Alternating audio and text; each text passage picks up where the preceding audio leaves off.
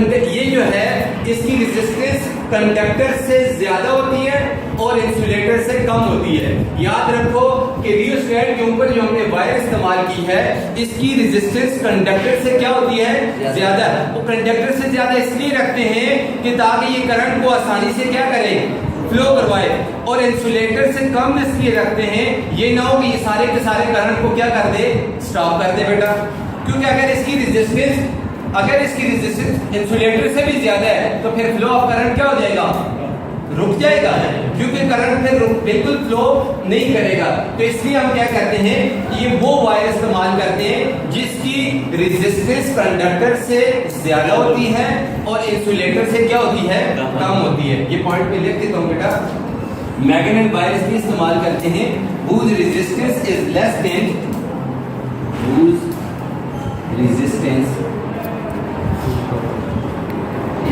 than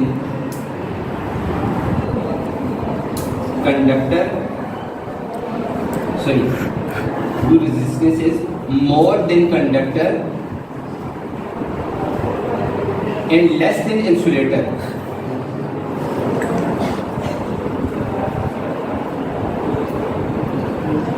Whose resistance is less than, क्यों बेटा, अगर इसकी रेजिस्टेंस इंसुलेटर से ज्यादा है तो फिर ये करंट को बिल्कुल अलाउ नहीं करेगी। तो हम करंट को कंट्रोल, हमारा काम है करंट को कंट्रोल करना। अब अगर उसके अंदर करंट फ्लो ही नहीं कर रहा तो करंट को क्या कंट्रोल करना हमने, इसलिए हम कहते हैं कि उसकी रेजिस्टेंस इंसुलेटर से कम होनी चाहिए और रेजिस्टर कंडक्टर से क्या होनी चाहिए, ज्यादा होनी चाहिए बेटा। अब अगली बात, पहले हमने इंसुलेटिंग सिलेंडर इस्तेमाल किया, दूसरा मैग्नेटिक वायर और तीसरा हमने टर्मिनल्स, ठीक है बेटा, क्या इस्तेमाल किए, टर्मिनल्स। टर्मिनल क्या है, जिसको हम किसके साथ कनेक्ट करते हैं, बैटरी या किसी पोटेंशियल सोर्स के साथ कनेक्ट करते हैं बेटा। Terminals A B and C terminal इस्तेमाल किए। अब बेटा आप यहां से खुद देखेंगे, अच्छा ये जो वायर हम इस्तेमाल करते हैं ये क्या होता है, ये मेटल का मिक्सचर होता है जिसको हम क्या कहते हैं, एलाई। क्या कहते हैं बेटा, एलाई।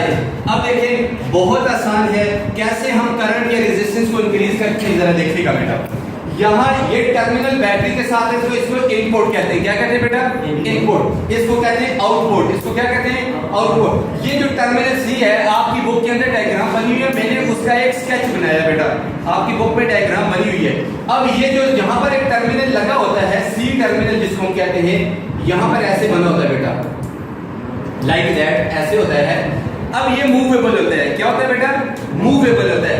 अगर इस टर्मिनल को, ये देखिए ए, ये कौन सा एंड है, बी, ये कौन सा है, ए, और ये क्या है, सी। अगर मैं सी को, अब ये सबसे इंपॉर्टेंट बात है बेटा, अगर मैं सी को इस टर्मिनल को ए की तरफ मूव करवाऊंगा तो फिर इसके दरमियान की जो लेंथ है वो क्या हो जाएगी, और वेरी गुड, क्या हो जाएगी, कम हो जाएगी। जब लेंथ कम हो जाएगी तो फिर रेजिस्टेंस क्या हो जाएगी, कम हो जाएगी बेटा।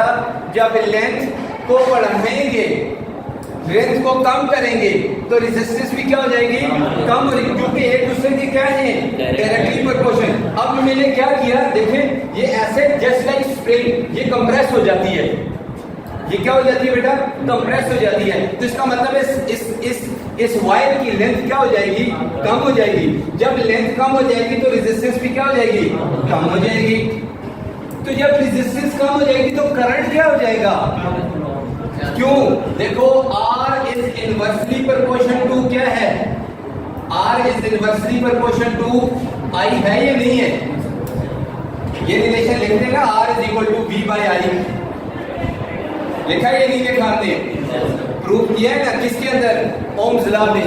किसमें प्रूव किया, ओम्स लॉ में। ओम्स लॉ ने हमने क्या कहा कि R is inversely proportion to, R is directly proportion to है, R is equal to V by I। अब बेटा जरा फिर समझ लो कि अगर मैं इसकी लेंथ को कम कर रहा हूं तो रेजिस्टेंस भी क्या हो जाएगी, कम। जब रेजिस्टेंस कम हो जाएगी तो करंट क्या हो जाएगा, क्या हो जाएगा, ज्यादा हो जाएगा।